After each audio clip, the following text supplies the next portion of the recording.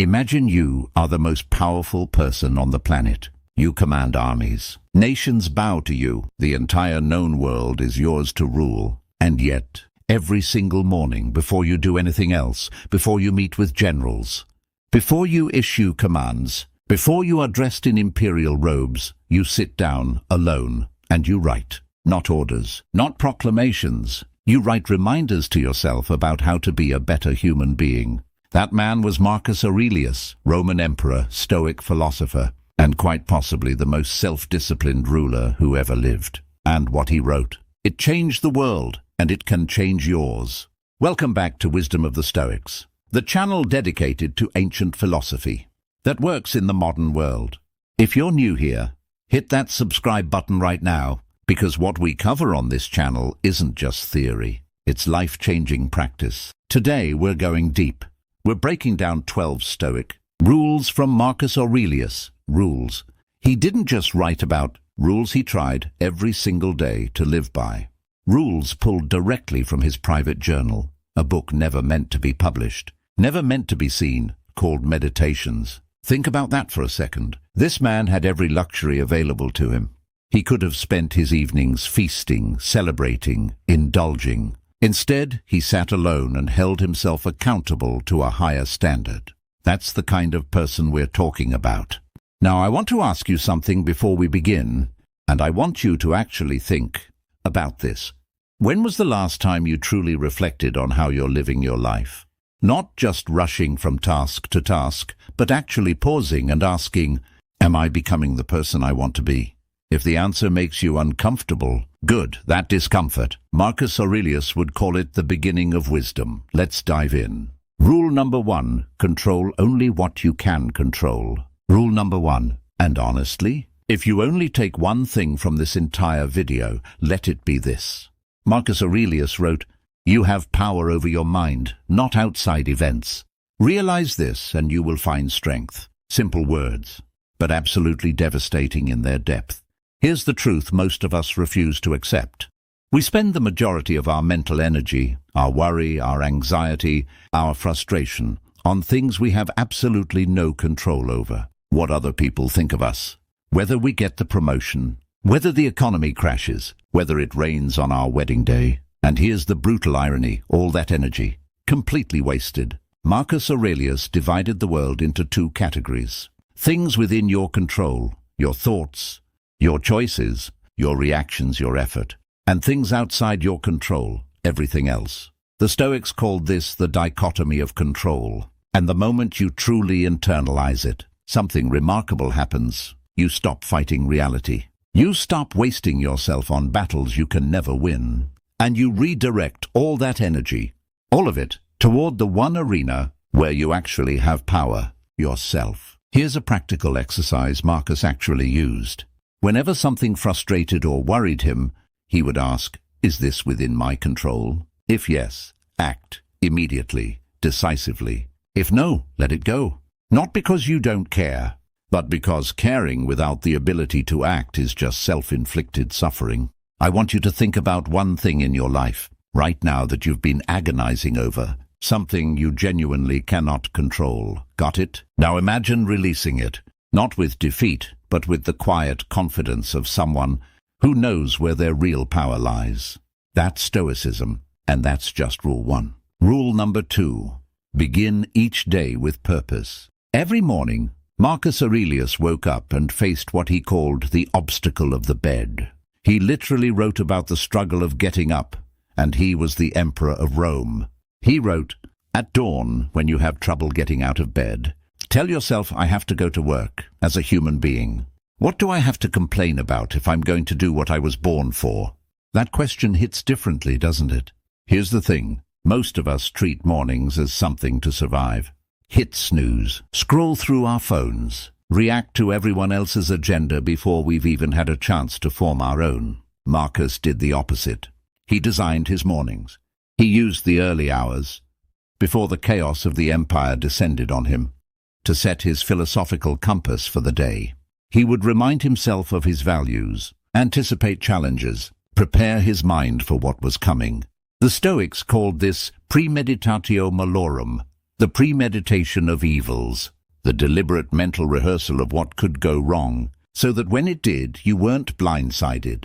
You were ready. Rule number 2 is simple. Before the world gets its hands on your day, claim it first, even 5 minutes. No phone, just stillness. Ask yourself, what matters most today? What kind of person do I want to be today? What challenges might I face, and how will I respond with virtue? This single habit, practiced consistently, will change the entire texture of your life. And here's a question for you. Drop your answer in the comments below. What does your morning currently look like? And after hearing this, what's one thing you want to change? Rule number 3. Embrace obstacles as opportunities. Now we get to one of the most counterintuitive ideas in all of Stoic philosophy. And once you understand it, truly understand it, it will rewire how you see every single setback in your life. Marcus Aurelius wrote, "The impediment to action advances action. What stands in the way becomes the way." Let that breathe for a moment. Not, despite this obstacle, I'll find a way, but because of this obstacle, I will grow. The obstacle itself is the opportunity. The resistance is the training. B-roll, athlete training in the rain. A small business owner working late after a setback. A student failing a test, then studying harder. Think about every great person you admire. Every one of them has a story, not of smooth, uninterrupted success, but of devastating failure that became the defining turning point. The business that failed and taught them everything they needed to succeed. The relationship that ended and forced them to discover who they really were. The illness that slowed them down and made them finally appreciate the life they'd been taking for granted. Marcus faced plague, war, betrayal, the deaths of his children. He ruled during one of the most turbulent periods in Roman history, and yet he didn't crumble. He bent, he absorbed, and he grew, because he had internalized this rule so deeply that obstacles didn't just stop frightening him, they began to fuel him. The next time something goes wrong, and something will go wrong, try asking this instead of, why is this happening to me? What is this obstacle teaching me? How is this exact setback preparing me for exactly what comes next? The answer might just change everything. Rule number 4. Practice negative visualization. Here's a rule that sounds dark on the surface, but is one of the most joy-producing practices in all of philosophy. Marcus Aurelius regularly practiced what we now call negative visualization. He would deliberately imagine losing the things he loved most, his health, his relationships, his life itself, not to be morbid, not to live in fear, but to feel, in his bones, how precious those things truly were. He wrote, "Perfection of character is this, to live each day as if it were your last, without frenzy, without apathy, without pretense." There's something the ancient Stoics understood, that modern psychology is only now catching up to. We adapt to good things incredibly fast. The new car loses its magic in 2 weeks. The raise stops feeling exciting. The relationship that once made your heart race becomes routine. This psychological phenomenon is called hedonic adaptation, and it is the enemy of gratitude, of presence, of joy. Negative visualization is the antidote.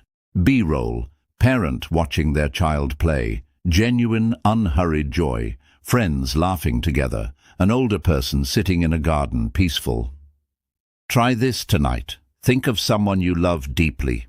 Now, for just 30 seconds, allow yourself to imagine a world where they're no longer in it. Feel that ache? That is what Marcus wanted you to feel, not as punishment, but as a reminder. A reminder that what you have right now, in this moment, is irreplaceable. That the ordinary moments are the extraordinary moments. Stoicism is not about suppressing emotion. It's about feeling the right emotions in their full depth, including gratitude, love, and wonder.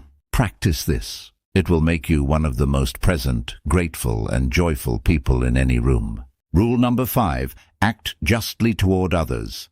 Marcus Aurelius believed that humans were, at their core, social creatures, built for cooperation, not competition. Built for community, not isolation. And he took this seriously, not just as philosophy, but as policy. He wrote, "What injures the hive injures the bee." In other words, Your well-being and the well-being of those around you are inseparable. When you treat others unjustly, when you lie, when you exploit, when you dismiss people's dignity, you don't just harm them. You harm yourself. You corrode something inside you that is very difficult to restore. Marcus led over 60 million people, and his governing principle was not dominance or fear, it was justice. He believed every person, slave, senator, philosopher, farmer, deserved to be treated with fairness and respect, because every person shared the same fundamental human dignity. Rule number 5 is this: treat every person you encounter today as if their dignity matters, because it does, not as a performance of kindness, not because it makes you look good, but because it is simply right. And here's the long game. The way you treat people becomes your reputation becomes your legacy, and your legacy is the only thing that outlives you. Rule number 6. Do not fear death, fear unlived life. We are now at the halfway point of our rules, and I want to go somewhere a little uncomfortable. Let's talk about death. Marcus thought about death constantly, not because he was morbid, but because he understood something that most of us spend our entire lives running from. Death is not the enemy. Unlived life is. He wrote, "It is not death that a man should fear, but he should fear never beginning to live." Think about the things you keep putting off, the conversation you need to have, the creative project you've been about to start for 3 years, the dream you've quietly shelved because the timing isn't right. The timing will never be perfect. Marcus ruled an empire for nearly 2 decades.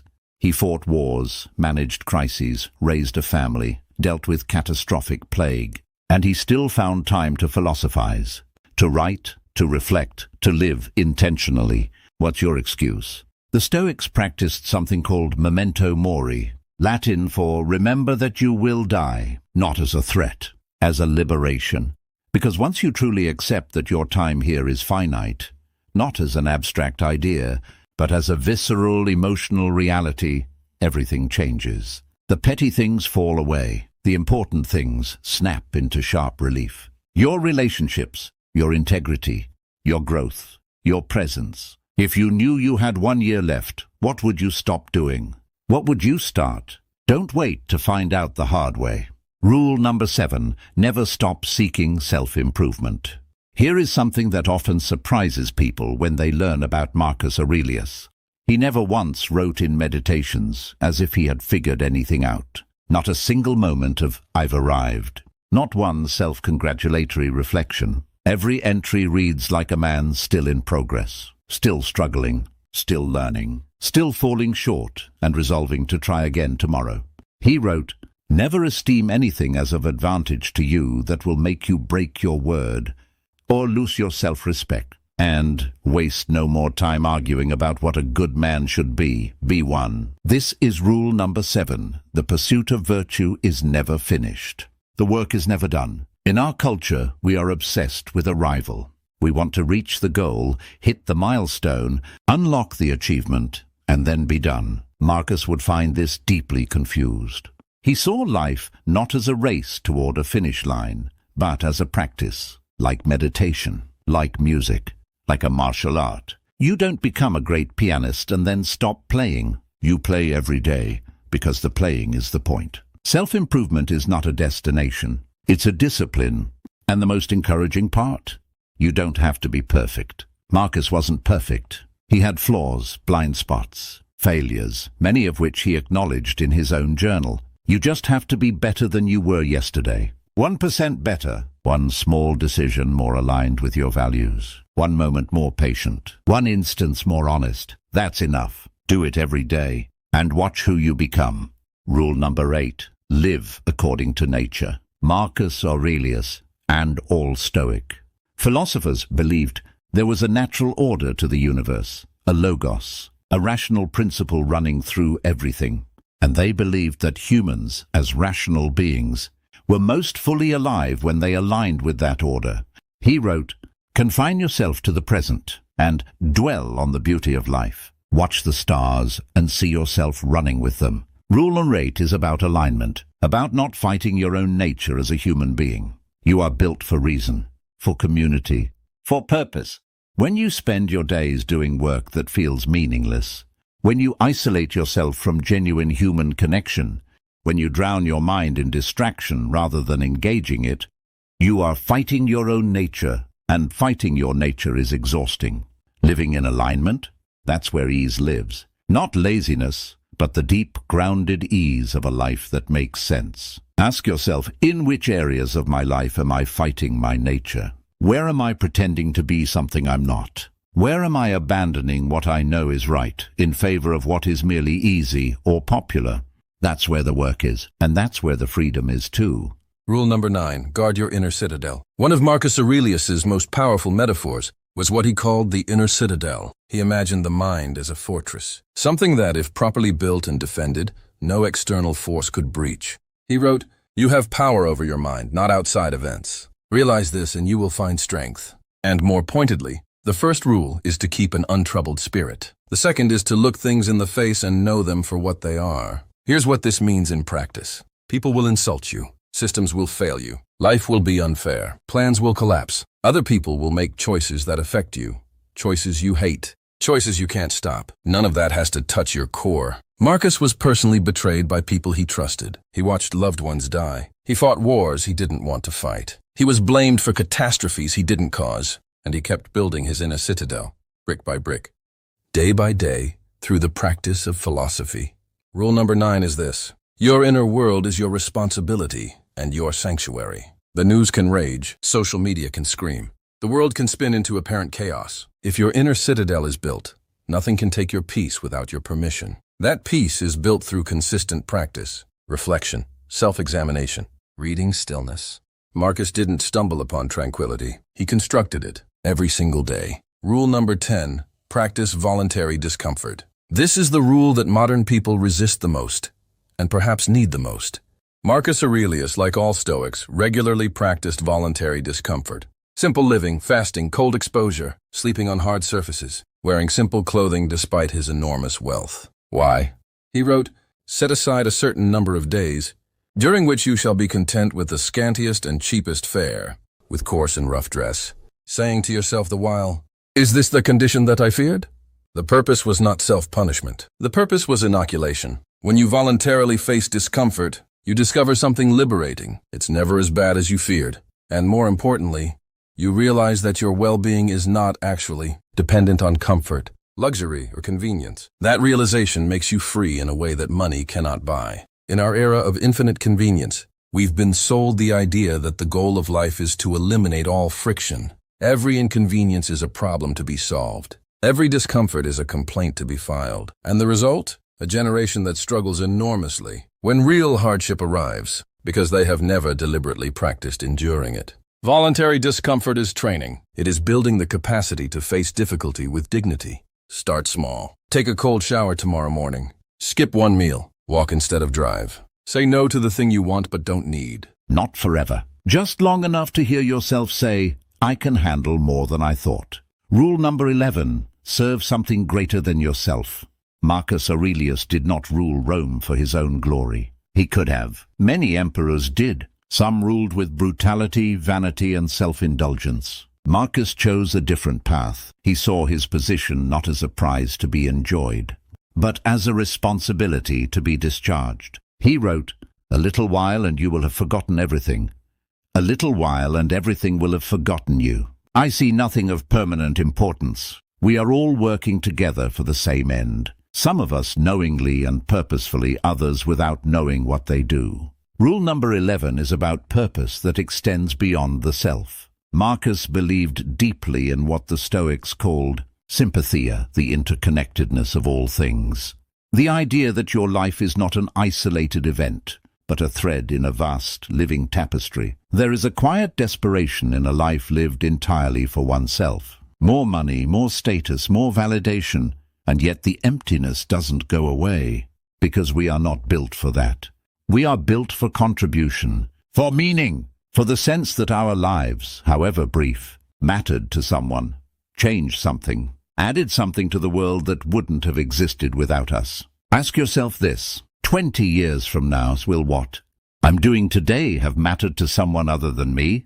If the answer is no, it might be time to recalibrate. You don't have to rule an empire to serve something greater than yourself. You just have to show up, fully, honestly, generously, in the lives of the people around you. That is enough. That is everything.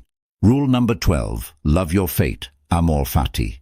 We have arrived at the final rule, and it is perhaps the most profound of them all. Marcus Aurelius closed his private reflections with an idea that has echoed through centuries.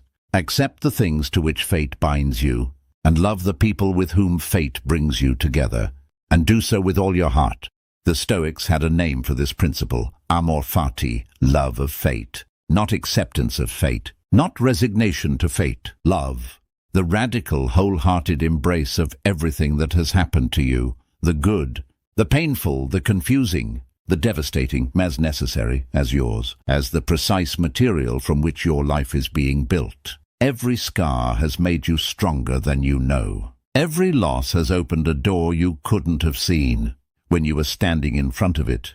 Every failure has been a teacher, quiet, patient, relentless, waiting for you to stop fighting and listen. Marcus Aurelius lost children.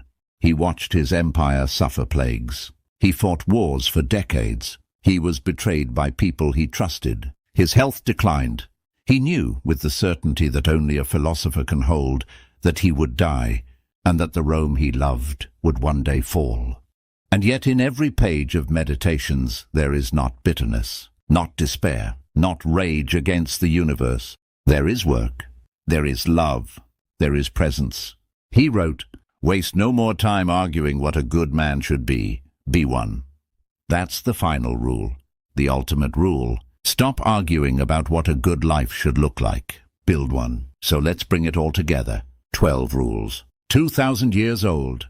Written by a man under more pressure than most of us will ever face, who still chose, every single morning, to pursue wisdom over convenience, virtue over vanity, growth over comfort. Here are the 12 rules of Marcus Aurelius, one final time. 1. Control only what you can control. 2. Begin each day with purpose. 3. Embrace obstacles as opportunities. 4. Practice negative visualization. 5. Act justly toward others. 6. Do not fear death. Fear unlived life. 7. Never stop seeking self-improvement. 8. Live according to your nature. 9. Guard your inner citadel. 10. Practice voluntary discomfort. 11. Serve something greater than yourself. 12. Love your fate, amor fati. Now here's what I want you to do. Don't try to implement all 12 at once. That's not how real change works. Pick one. The rule that spoke to you most deeply. The one that made you uncomfortable. The one that you thought, I needed to hear that. Write it down. Put it somewhere you'll see it every day. And for the next 30 days, live it. Just one rule. 30 days, and I promise you, you will not be the same person at the end of it. Leave a comment below and tell me which rule hit hardest for you and why. I read every single comment on this channel, so don't be shy. This community is full of people on the same journey. Your reflection might be exactly what someone else needs to hear today. If this video gave you something, a new perspective, a moment of clarity, a reminder of what matters, please hit the like button right now. It genuinely helps this channel reach more people who need to hear this message. And if you haven't subscribed yet, the subscribe button is right there. We release new videos every week on Stoic philosophy, ancient wisdom, and practical tools for building a better life. You can also share this video with someone who needs it. A friend who's struggling, a family member going through a hard time. Someone who you know is searching for something more solid to stand on. Sometimes the greatest act of generosity is simply saying, I thought of you when I watched this. Marcus Aurelius lived over 1800 years ago. He is long gone. But these words, these private words never meant for our eyes, survived. Survived empires falling. Survived centuries of war and plague and forgetting. Survived to reach you here today. That is not an accident. Maybe some wisdom is simply too true to die. I'll see you in the next video. Until then, live with virtue, act with purpose, and love what is.